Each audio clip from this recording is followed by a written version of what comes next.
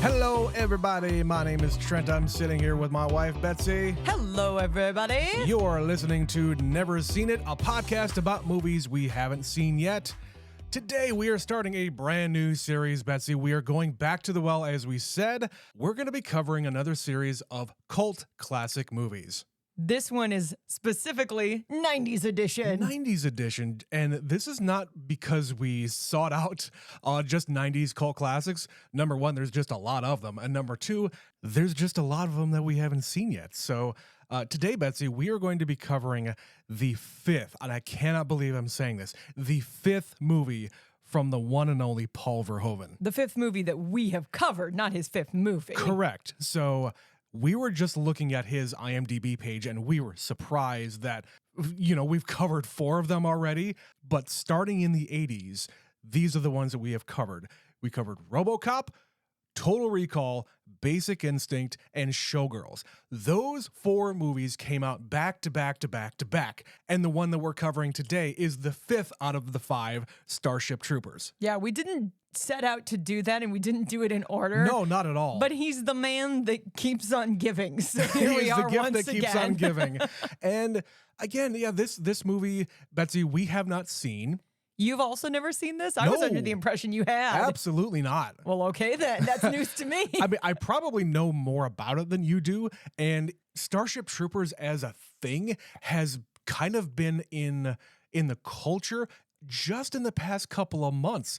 If you had not been paying attention to video game Twitter like I do, there is a new video game called Helldivers 2 that is very much borrowing, let's say, a lot of the aesthetic from Starship Troopers. Lovingly ripping off And Starship Troopers. They are wearing their inspiration on their sleeve, as it were. So we're choosing this one not because, hey, it's a good way to start off, but hey, also because it's in the lexicon.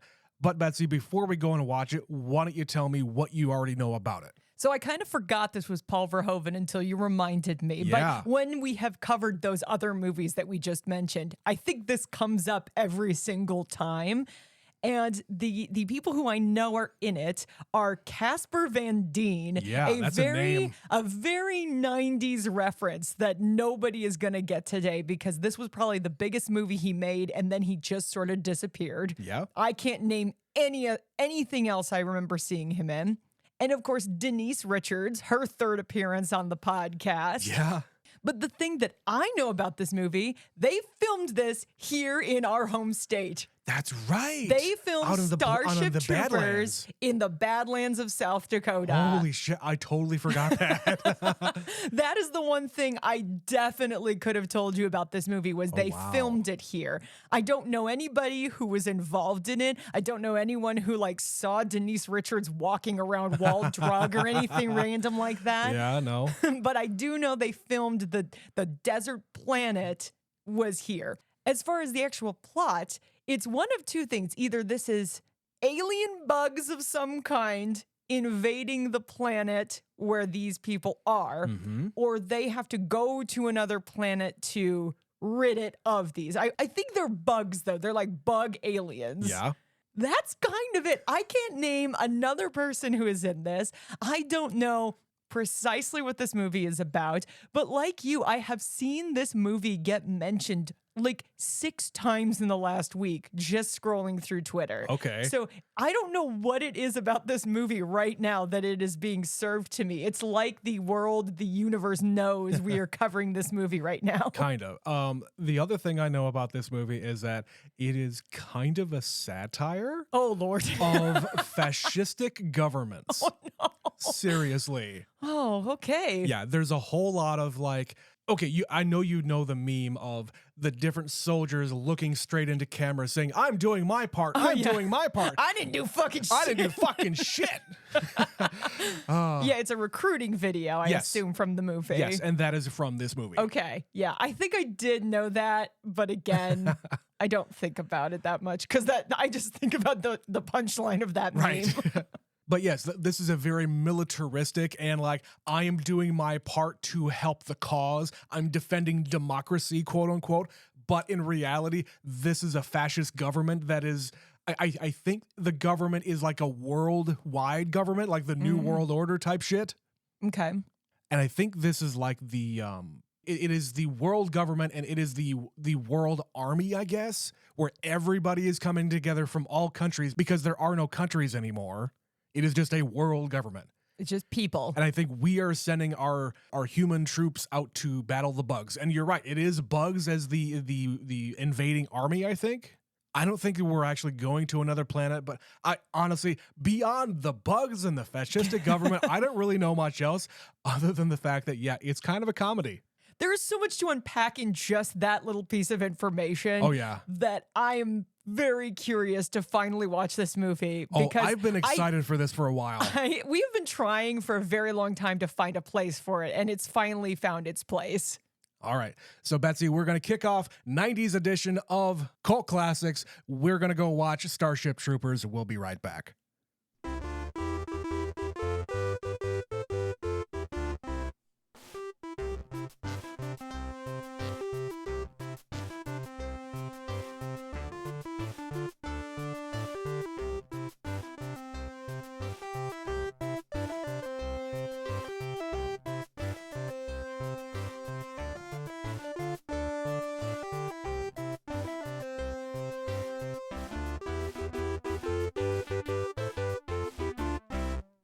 And we are back.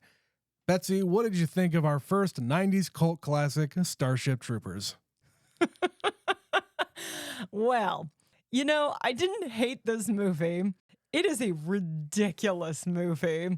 I think this is one where if I'm in a certain spirit, I could put this on and be like, this is an outrageous time. I'm still processing, though, so I don't honestly have a good answer for you. That was 2 hours of just action packed. Like, that is the very definition of this movie, and I kind of love it. Like, I'm leaning towards it's so ridiculous that it's just a good time. Yes, that is the point, I think. I don't know how this movie fared at the box office, but my assumption is 1997, the way this looks, the quality of the film compared to, we literally just watched a movie from 1997 with the Full Monty. Yep. We were also talking about the fact that was the year of Titanic. Yeah. Like, there was a lot of stuff. We're a year removed from Independence Day. Which basically means that there is a lot of money to be thrown around in Hollywood to make movies like this. But there's also a lot of context to tell you why this movie may have been overlooked compared to some of the other things that were released that year. Maybe, yeah. So this is based on a book. I didn't know that. This is based on a book, and Paul Verhoeven was very much drawn to it. Apparently, he never actually finished reading the book. Yeah, you know what? That's a great way to adapt things. Like, I get the gist of it. No, I don't need to know the ending. I'm going to have my own ending. I'm basically going to have my own story. So it's loosely based on this book. It's like most movies that are inspired by real events. It's like one thing we took from it and then extrapolated. He's like, it's like inspired by the book of Starship Troopers. Yes. So, Betsy, I'm just going to say this. I think this is a good movie. I really like this. You thought it was good? I think this is a great movie, maybe. Ironic great or actual great? Because I don't know what you mean. That's the thing. Like, in my head, approaching the ending, I'm like, Jesus, I'm kind of getting involved in this. I'm kind of getting all hyped up about this. Man, we really need to go kill those bugs. Meanwhile, I'm sitting here going, hey, remember like 2 hours ago at the beginning of this movie, they made a passing mention about how you might be psychic and they're testing people to be psychic, and then they never bring it up again. Right. And then at the very end of the movie, I'm like, oh, God damn it.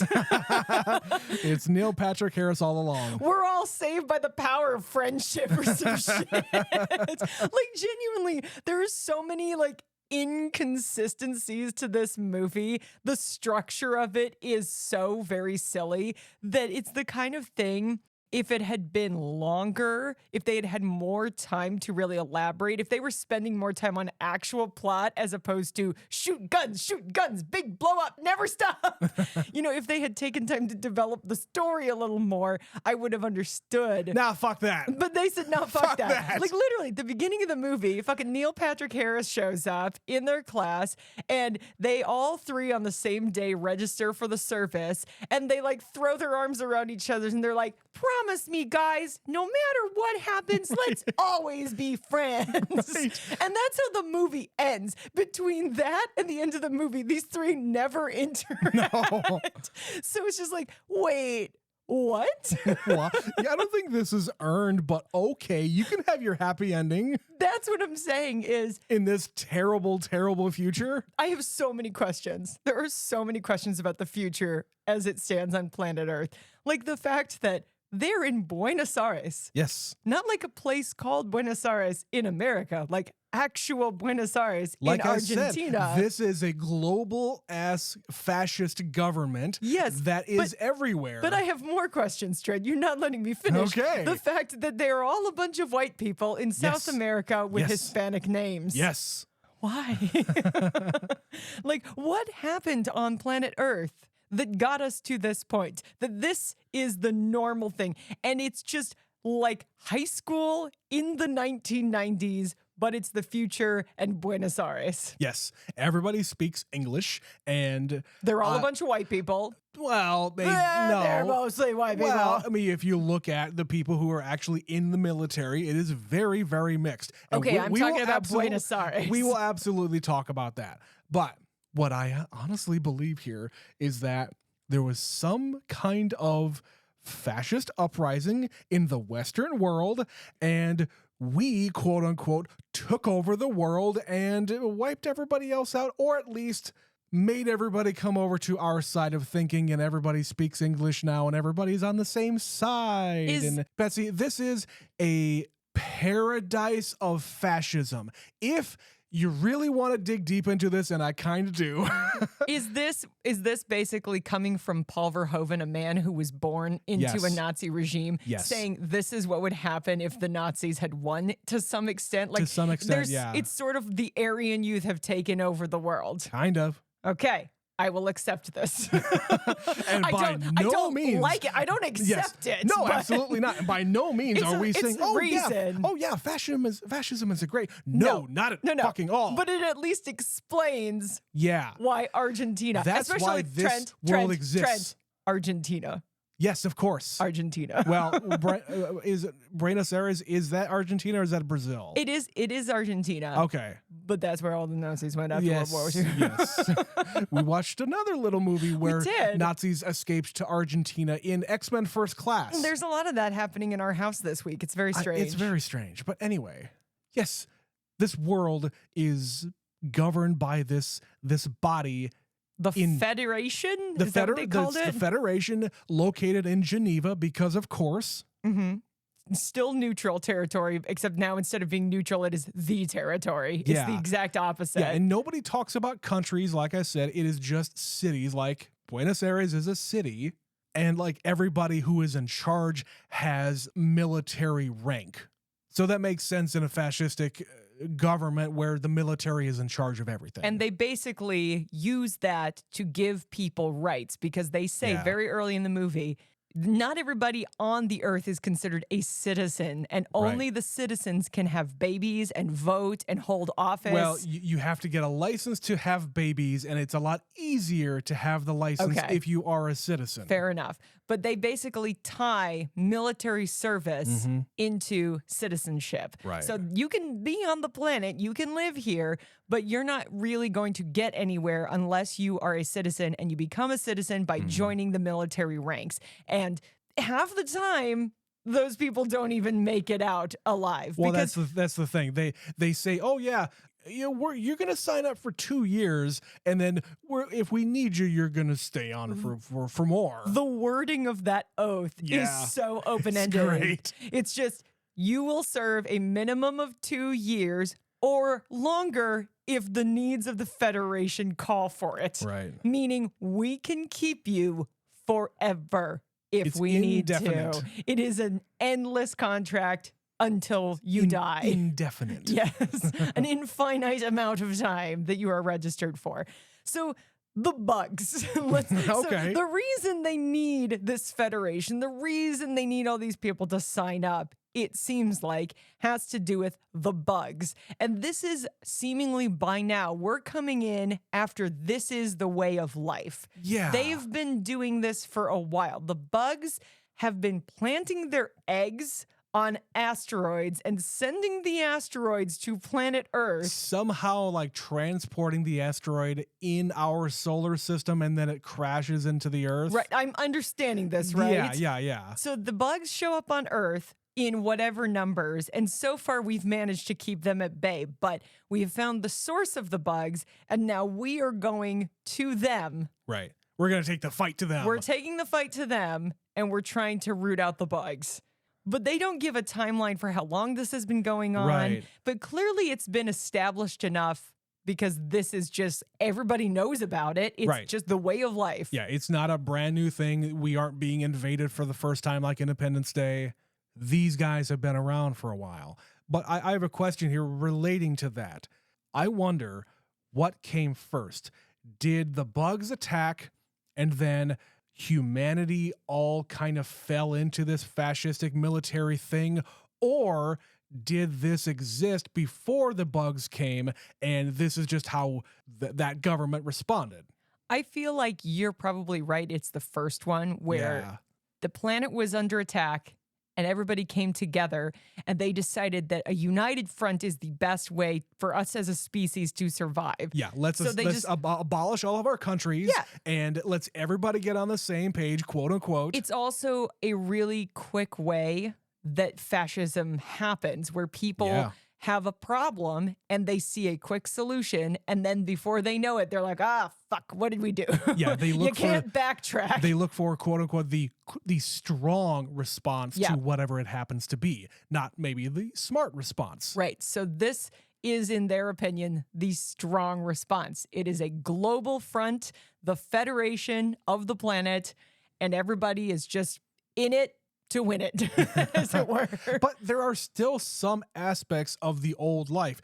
Like the main character here, he's graduating from whatever this school is, whatever this academy is, and his very rich parents want him to go to Harvard. Harvard is still a thing in this world. Yeah, it's fascism without the subjugation of fascism. Like, Right. people are not in an uprising. There aren't people against this fascist government. No, not at all. Everybody's because- kind of accepted it. Yeah, because they all have a united front against the alien bugs. Right. Yeah, so life is hunky-dory on planet Earth because everybody is in agreement this is the best way. So yeah, they all just go to high school, but after high school, what happens? Well, they have intergalactic travel. You can go to that beach planet, and then you can go to Harvard, Right. and you can live this happy, carefree life. Did you see the defense system around the moon? Betsy, we No. got this on lock. Did I completely miss that? Oh, yeah. When Denise Richards was going to be leaving on her first thing,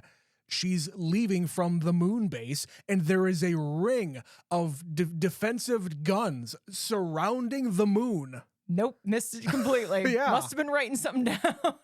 But you see my point. Like, we've clearly got this under control Yeah. up until we don't. When there's a big asteroid that hits Buenos Aires and a whole lot of other places. Yeah, it was like a multi-city attack Yeah. on Earth, and millions of people were wiped out in a second. Yeah. Because the bugs are smart enough to do this, and humans, because we are full of hubris and have Yeah. big guns, Yeah. we figure we are smarter than bugs. Hubris is the word of the day, because I fully believe that is Paul Verhoeven's message here. This is an anti-war movie. This is an anti-fascist movie. Yeah. And of course, you go through the whole movie, and at the end of the movie, it just starts the cycle again. Right. What's one of the first things he says? You actually had to show me a little thing where they're signing up for the military, and someone says fresh meat for the grinder. Right. And then you were like, this is a joke In the Mario Brothers movie, the new one, the nihilistic little starman who is in the cage saying, fresh meat for the grinder.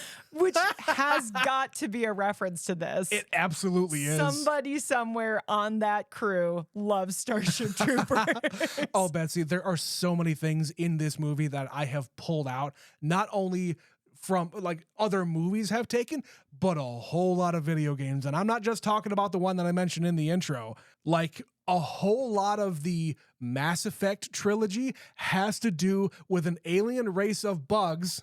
Okay. That you can actually choose to save or eradicate. Because apparently in the past, there was a huge war that seemingly eradicated the Rachni. Okay. The Rachni race. And you come across a queen, a Rachni queen. And if the queen gets away, then the Rachni can come back. They can repopulate. Exactly.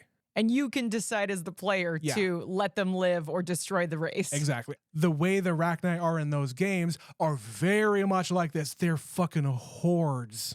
There's and they kind of look thousands. very similar too. Yeah, that wouldn't surprise me. Yeah. So it's not just that, but there's a bunch of other references here that I'm not even going to mention. But yeah, there's a whole lot of video games and a whole lot of other movies that have taken inspiration from this movie.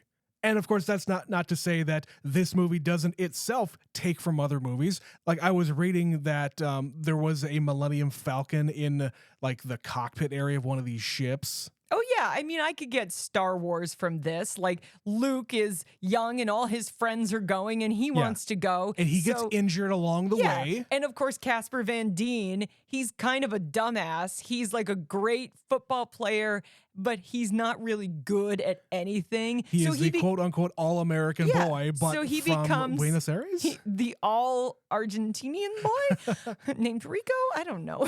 Johnny Rico. But he is kind of an idiot, and he's not good at anything, so he signs up for the military because his girlfriend is going to sign up for the military, and she's fucking brilliant, and she's going to be a pilot, so he's like, why not? I'll go be a grunt. Because sometimes this is what people in America do. Sure. There are tons of boys who are just like, I'm not good at things. I need some structure. I'm joining the military. Like the teacher, Michael Ironsides, we haven't mentioned his name yet. He's basically the guy who inspires him to join up and go into the grunts, I guess. Yeah, that's a very like Star Wars kind of start to the movie where there's like 3 friends and they're all gonna go and fight the good fight together. But there's a lot more carnage in this movie than in Star Wars. Jesus Christ. There are now that we have watched so many of Paul Verhoeven movies, if we take it back to RoboCop and Total Recall in particular, there's a lot of the same effects. So like the practical stuff that he was doing 5-10 years before this movie came out, the like weird fake heads that are constantly exploding and people being stabbed, the goo, but then he gets the added bonus of, okay, what if we took Paul Verhoeven into the computer-generated age? And there was a good balance where they're mixing it. So like he, at one point, is jumping on the giant bug that's computer animated. But when they zoom in close, he's on an actual physical thing. Yes. And he's, shooting holes and throwing bombs in, and there's guts flying everywhere. It's like he's throwing the grenade into the AT-AT. Yeah. So there's a lot of the methods that I have seen, the tried and true Paul Verhoeven way. His effects team was not wasted. Oh my God, Betsy, but then they also give him computer generated images.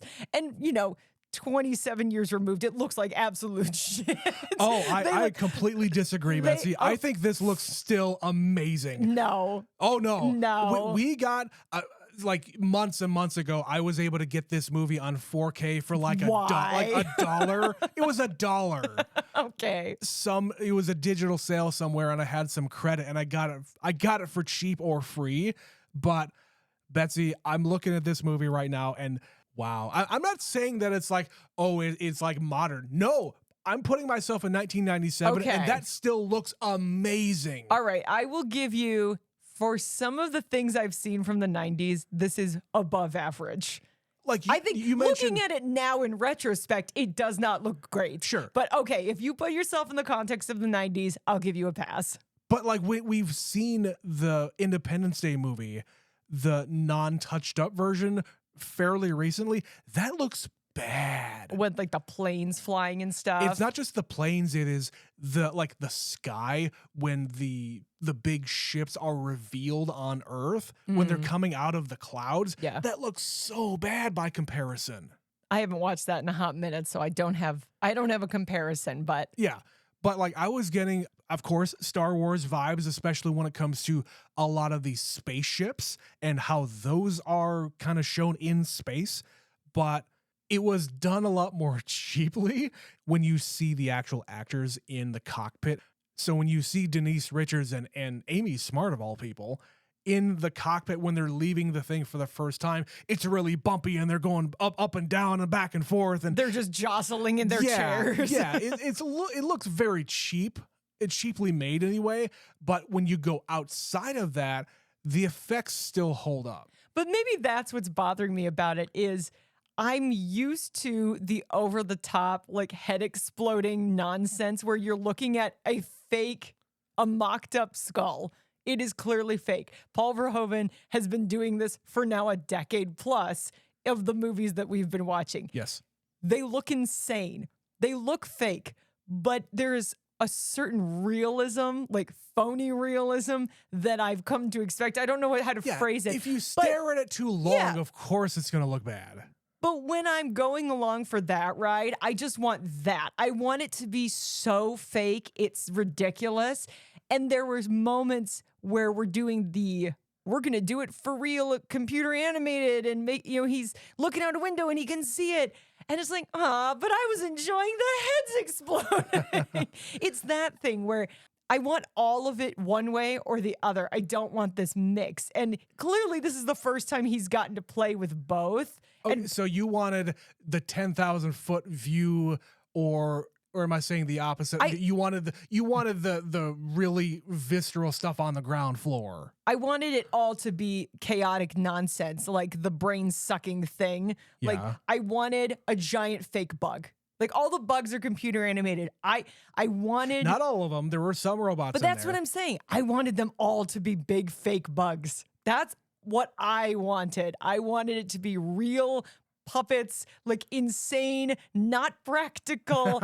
Well, I want it to be practical in that I want it to be tangible, but I want it to be so outrageously expensive to make it that it wouldn't feasibly make sense to do it. So Paul Verhoeven was basically getting his cake and eating it too, by having both, by having the CG horde of bugs in the background that are clearly fake, but like as they're coming over the top of the wall, maybe those are just not believable. Something like that. I don't know. I wanted more of the fake bugs. They're all fake. You know what I mean, though? The ones that are like a human being is operating this bug that the actors can see and touch.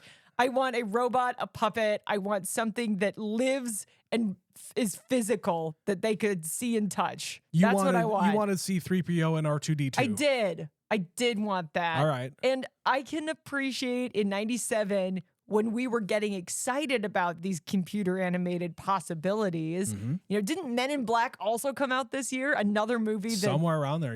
Around here, where arguably the computer graphics in that movie were at least on par with this. If not, there was another mix. So like some of them were puppets and some of them were not. I know. And for some reason, that one doesn't bother me and this one bothered me. I don't know. I'm just nitpicking now. Okay. Because I'm trying to understand if I actually enjoyed this movie or not.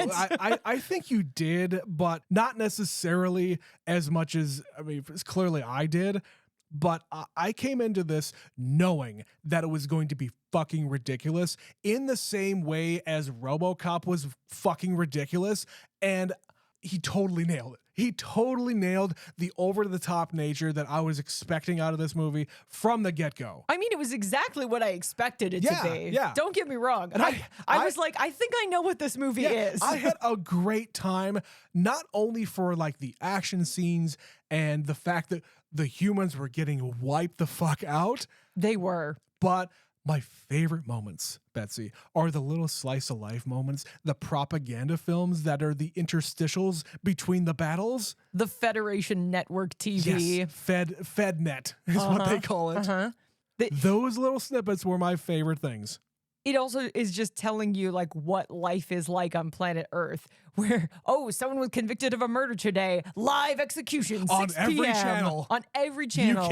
You cannot avoid it. They're doing scientific experimentation where they show you what happens if the alien bug gets a cow. They're Right. going to show that on TV. And it's just like, are you still interested? Do you want more of this? Do you want more of that? Right. Looking for your preferences 20 some years before we had the kind of technology that could, track your Targeted actual ads, preference. Yeah. But that is what is going on here. He's clicking through.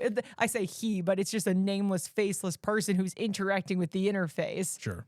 And yeah, they just have like the psychic thing gets sprinkled in there and the different kind of talking heads of TV debating on, is a smart bug really a smart I bug? fucking love that little thing. The political debate show of one person saying, maybe we really need to think twice about this. These bugs seem to be really, they're learning our ways and things. And the other guy says, I'm offended that you're even suggesting the fact that they might be smarter than us.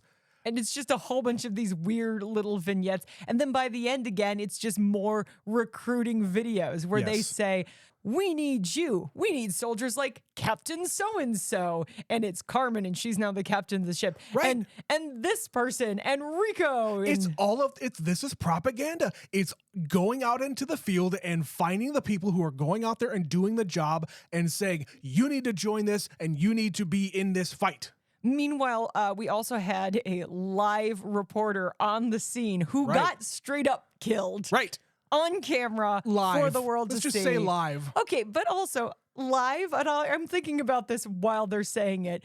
They're halfway across the goddamn galaxy. Betsy, it's the year 2197. The I think we can probably get that done. The bounce, it's quicker when it's live. How much of a delay are we talking here? Well, maybe they invented the blah, blah, blah, blah, and then it's fine. It's sci-fi, Yeah, future. They invented. Thank God they invented the blah blah blah, and now they can watch live TV from across the universe. Perfect. Thank you for explaining this movie to me. Well, speaking of propaganda and targeted advertising, how about we take a break for an ad and we'll be right back. Recently I've been bored and feeling out of sorts. My normal podcasts just weren't cutting it anymore, so I talked to my doctor, and she recommended patreon.com/neverseenitpod, and now I feel better than ever.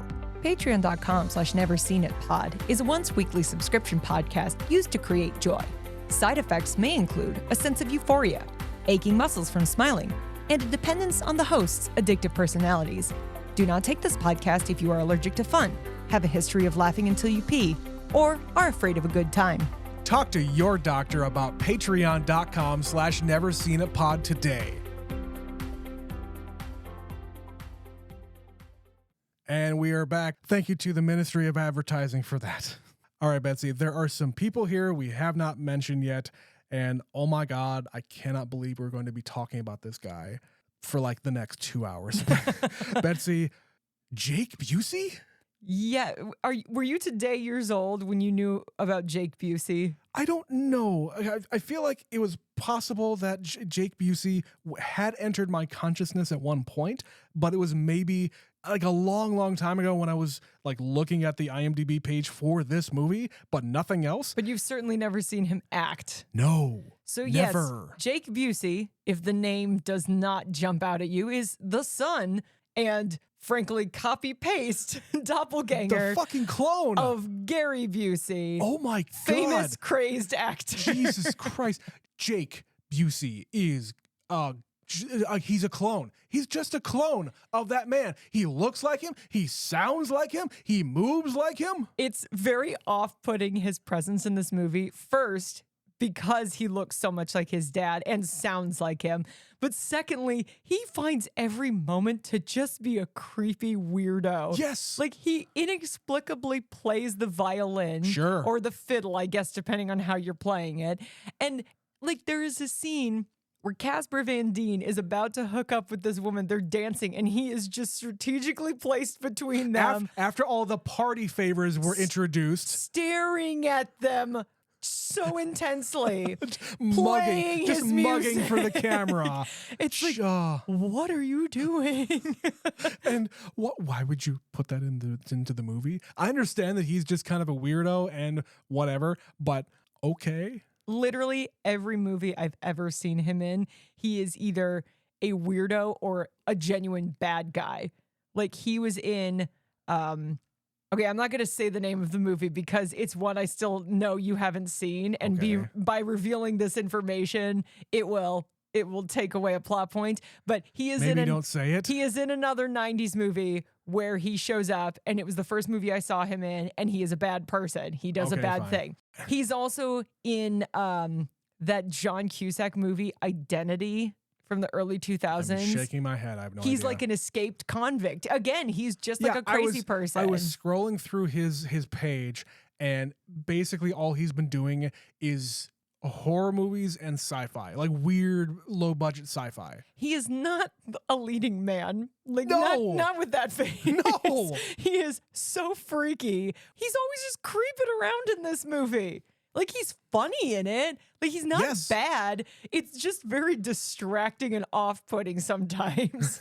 I think that's just kind of how his personality is. He's just off-putting. I think that's the Busey genetics. It's charming. I don't know.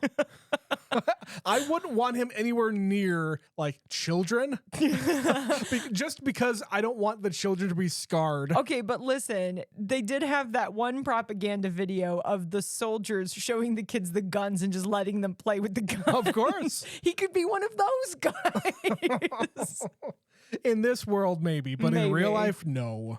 But to keep us off of that topic before we do talk about him for 2 hours, there's a remarkable number of people in this movie who I did actually recognize. Yeah, we already mentioned Amy Smart. Yeah, I don't know all their names, but it's like I know the thing I saw you in. But one of them that I definitely knew the name of was the one scene wonder. Yes. Rue McClanahan of the Golden Girls as a blind science teacher at the beginning of the movie. She's teaching high school. Yeah, she's instructing the dissection of these bugs. Why is Rue McClanahan in this movie? That's wow. What? Why? Does Paul Verhoeven have a thing for these old broads? Maybe. I don't know. She's a couple years out of Golden Girls at this point. Yeah, at least. She needs the job, I guess. But she's almost unrecognizable. Like if you have never watched the Golden Girls, which we absolutely have extensively. But if you haven't seen that, you would have no idea that this woman is significant. She's just a kook teaching this class. She's also like really made up and she's blind. Yeah. It doesn't look like her at all, but I'm just like, holy shit. It took me a minute. That is Rue McClanahan. Yeah, it took me a minute before I recognized her. I don't think we stopped the movie, but I think I started to say something and then you said her name before I had a chance. Yeah. I was like, oh my God, that's her. Why? And then, yeah, like you said, Amy Smart is just here for a couple of scenes. Yep. There's one of the people who he is in like his little group, one of his friends, when he is like getting matching tattoos and shit, the fellow grunt. He's somebody I recognize from the Adjustment Bureau. I know that face. I don't know his name and I can't name any other movies he's in, but he's definitely someone I've seen. He really familiar to me. Then there was another scene where their group gets completely blown to hell and the few survivors get moved to another group. Mm-hmm. First person they meet is Gabriel from The Walking Dead. Yeah. 20 plus the priest, years. Pastor guy. 20 years before I ever saw him in anything else. I'm just like, holy shit, that's Gabriel. Yeah, he's the guy who nukes the bug nest at the very end of the movie. Yeah. And then everybody else, it's like, I can't remember the actor's name. It's Clancy something, but he was the guard in the Shawshank Redemption. Yep. He's like their training lieutenant. And the guy from Breaking Bad, I think that's where he's from. The cop from Breaking Bad. Yeah. He's like their commander in charge of this whole unit. Yeah, I don't remember his name, but yeah, but it's just all of these faces where it's just like character actor I recognize from a thing, character actor I recognize from a thing. And like I don't know said, any of their fucking names though. Well, I also said Michael Ironside, which he had shown up in other Paul Verhoeven movies and a lot of other things that we've covered. It's very strange. There's people like that who make an entire career off of shit like this. Even the guy in the video, it was one of the propaganda like commercials where he's like, "Do you think you might be psychic?" And then he developed a third eye. Yeah. That is another dude who is like a very, very well-known character actor. He also looked familiar to me. I don't remember. 200 plus credits. This guy is in everything. So I 100% guarantee you've seen him in something. He's just one of those character actors that gets all these bit parts and he's constantly working, but he is not a famous man. You just know his face from something. Okay. But that's what it's like watching this movie is famous, not famous guy I recognize, not famous guy I recognize. Amy Smart, Neil Patrick Harris. I didn't know Neil Patrick Harris was in this. I feel like I did see him in one of these clips that have been going around, which, by the way, did you also notice, I know you did, the fact that his group very much was like decked out in like Nazi regalia. Yeah, it wasn't specifically, but it was evoking that. When he shows up farther towards the end of the movie, because he goes off to a different group that's like the high command, basically. Yep. And when they show up on the planet, the way he is dressed, he's wearing like knee-high boots and the long leather trench coat. It's head to toe and the black. The black pointy hat. And just like, why does he look like a Nazi? Apparently that was like his nickname on set because this is soon after Doogie Howser. Yeah, his nickname on set was Doogie Himmler. Yeah. So it's obviously not a mistake that he is dressed like this. But yeah, it was a weird experience. It's literally the like mad Nazi scientist kind of a role. Yeah, he's experimenting and doing shit. Yeah. Because, you know, that's what the Nazis did. They did do that. I've seen all the Indiana Jones movies. I know what you're talking about. You have. I helped you. That's right. Well, I suppose that kind of covers everybody, but we haven't mentioned Denise Richards yet, except in the intro. Yeah, so Denise Richards, she's not good in this, but this is maybe one of the better performances from her I think I've ever seen. I think this is a number 2 for me. Wild Things is number 1 by far because she can just be terrible in that. Yeah. And this one, I believe her. Yeah, I unironically mean this when I say this is one of her better performances. Absolutely. Because she has given some truly awful performances. Before we sat down to record, we had to mention Dr. Christmas Jones from a movie I haven't seen yet. No, you have not seen that But I know particular the Bond, name. but No. she is truly remarkable in that film. But in this one, it's like, no, I believe that she is a girl who wants to make this her career and she actually pursues it and she's actually good at it. Yes. And I'm like, okay, I buy it. And she emotes like when Johnny is presumed dead, like they don't know where he is. They check him off on a list as, oh no, he's dead. And so she's looking at the long list of casualties, types in his name, and she gets emotional. And then later they pick him up and she doesn't know he's alive. And her co-pilot says, by the way, your friend Rico is in the back. And she's just overwhelmed because she thought he was dead. Sure. So she's got a little bit of an arc where, you know, they were together and she didn't say, I love you because they're high school sweethearts and that's not really what she wants. Right. And then she's the one who is going to be pursuing this other thing, this other career. She's very pragmatic and she says, I just don't think there's going to be time for you and me. So I'm calling it now, Johnny. Dear John, peace out.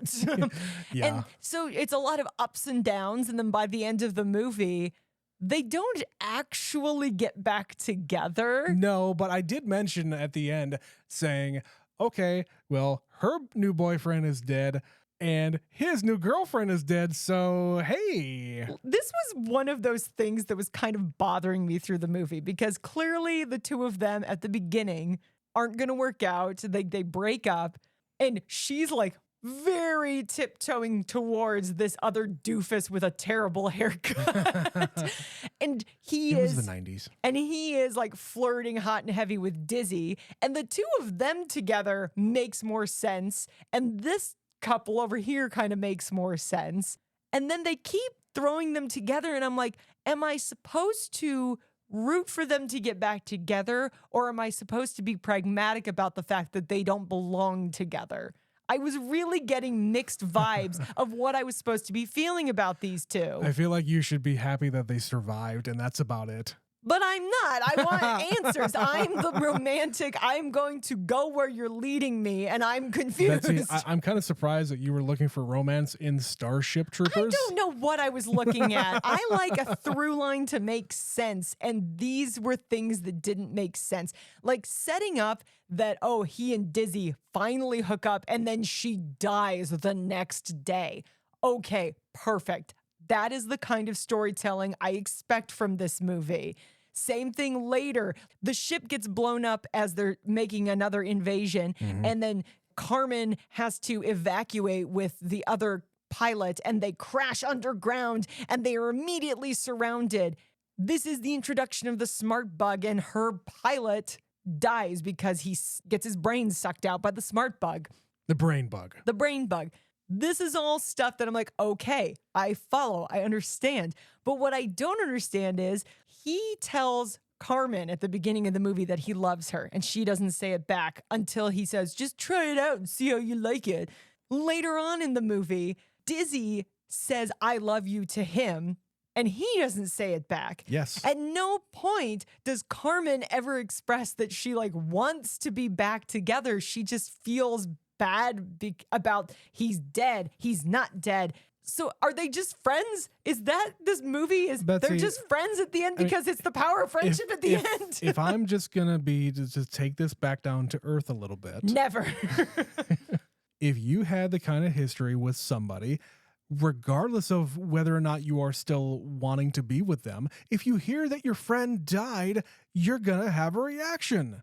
And then you find out that they're alive. What are you going to do? Just express your love to them immediately? Clearly, he's been going through some shit, and they're in the middle of battle. You do not see them outside of battle. From a movie storytelling perspective, her realizing he's alive could prompt a conversation.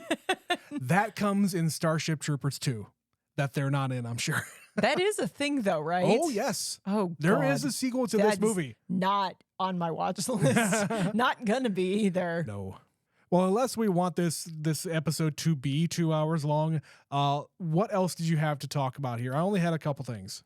This is mostly for my own edification, but what the hell kind of football were they playing at the beginning of the movie? Playing indoor football. They were playing indoor I think it was like a 7-man football kind of situation. Yeah, indoor football has fewer players. Co-ed.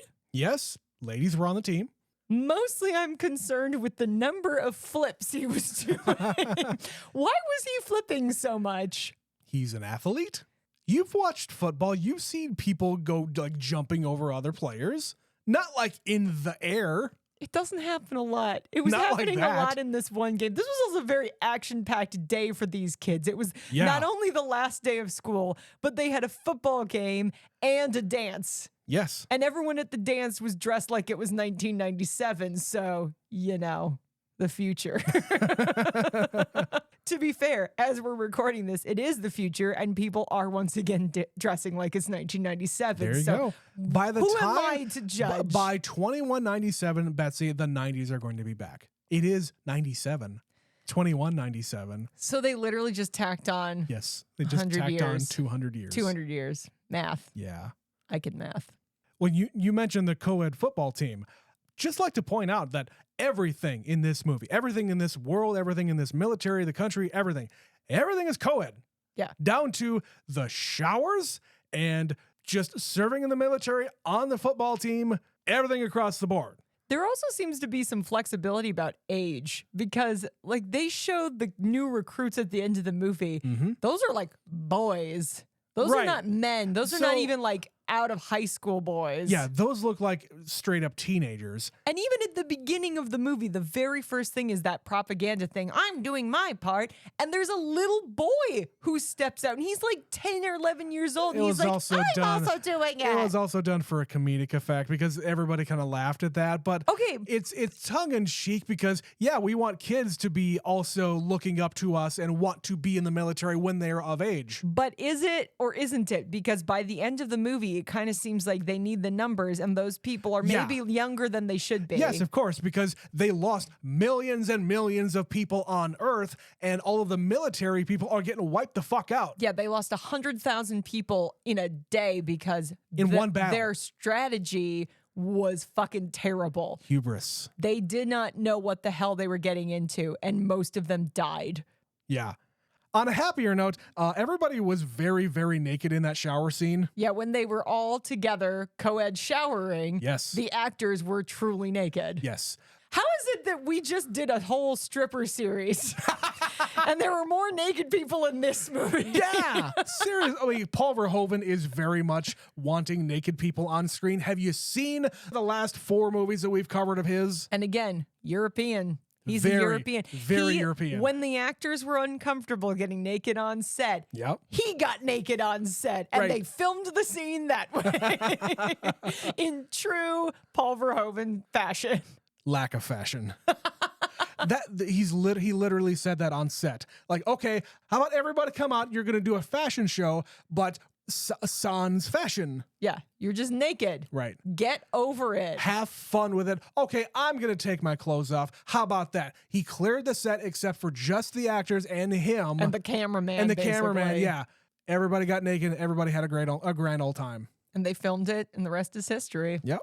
And really, the last thing that I found kind of interesting about this movie is the fact that the bugs get a little bit of background here. Maybe not background, but they start learning. Like, they have this brain bug that has a little like thing that they're sticking into our like humans' brains and like sucking out the brains. And I guess they can absorb knowledge from that. A probe, vacuum, thing that when they eat your brain, a shot vac. It will actually make them smarter, and then they can plan the attack on how to defeat the humans. Well, yeah, the second time that they get down to this other like surrounding planet, it's a trap. Yeah. Where have you heard this before? There's also a Sarlacc pit, but what am I? What am I saying? Yeah, those big bugs. Those are awesome. I really like those. There are a number of bugs in this movie, and they all have their own special skill. But you're right. There's an underlying theme here that we think we're smarter than the bugs. Meanwhile, the bugs reveal themselves to be kind of smarter than us. They can't outsmart us. Right. And then we outsmart the bugs because we have a secret psychic Nazi who can talk to the bug. Yep. And we're going to study this bug so that we learn how to destroy the rest of the bugs. So it's just cyclical. It's a never-ending thing, yeah. Yeah, the movie ends once again with, we've got this smart bug and we're going to figure out how to beat them, and we're going to get smarter than the bugs. It's more propaganda. And we need more recruits. We need more people. We got better weapons. We got better ships. The fight doesn't end here, folks. Like, come on, join the ranks. We need more meat for the grinder. More meat for the grinder. All right, Betsy, that is going to be the end of number 1 of our 90s cult classic series. Guys, do you remember this movie back in 97? Did you see this movie in the theater? We clearly didn't, but I certainly remember there was a whole lot of fervor around it. I have always been aware of this movie. Right. And I was today years old when I finally watched it. But I know I'm the minority. There are people who saw this movie in the theater. And like, I'm kind of struggling here to confirm this. Is this actually a cult classic? Because it is such a huge thing and it's in the culture. Tell us, what do you think? Yeah. Are we wrong here? Did the internet lead us astray? I'm pretty sure it is a cult classic because this is the kind of thing that people who love it, I'm sure, really love this movie. Yeah, I feel like maybe this movie kind of bombed, but it's just kind of lived on and become a bigger thing. It just exists to those people, and they continue to show it to other people. That's a cult classic. That is the very definition of a cult classic. So tell us, email us, neverseenitpod@gmail.com. Speaking of fascist totalitarian regimes, we got an email from Stephanie about a little movie called The Zone of Interest. The natural segue from Starship Troopers. Of course. This being, of course, an Oscar-nominated movie from last year that we haven't read. We haven't read this email yet. Stephanie says, I watched this one last night. The whole movie is so quietly fucked up. Sandy Hewler killed it. She was fantastic. She plays a cold bitch very, very well. I agree. My theory is that the mom/grandma just couldn't handle being that close to the horror. It wasn't that she was opposed to the Holocaust, but more that she just doesn't want to see or smell it. You know, it's an inconvenience to be that close to death. Yeah. The sound editing was incredible. I was fully engrossed into the whole movie because there was so much in the background. I liked the thermal scenes, but found the hard cut at the end to be more out of place. I kind of got what Trent got, that the shots of the museum in the present were kind of Rudolph's vision of what the future might hold, or else why go back to Rudolph at all? Yeah, it's a strange cut.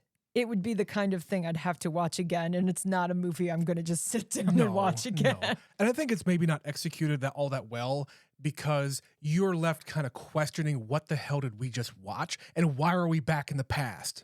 Or it's executed brilliantly and we're just dumb.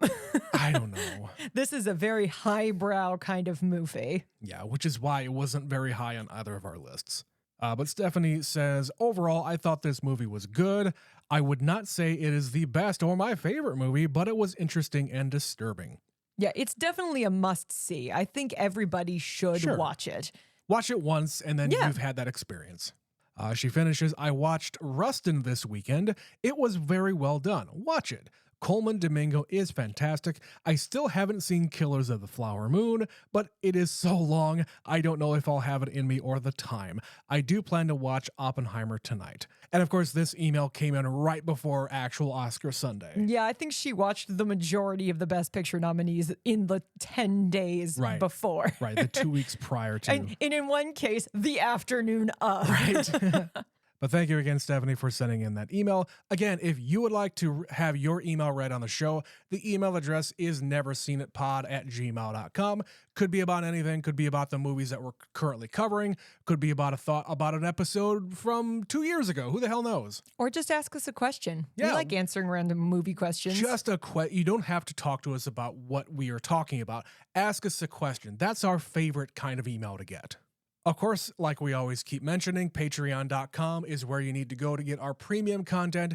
Patreon.com/neverseenitpod. We got 4 regular weekly shows over there, plus a couple of extra shows that we put out, I think, once a month. All that for $5 a month? That's amazing. $5 a month. Can't go wrong.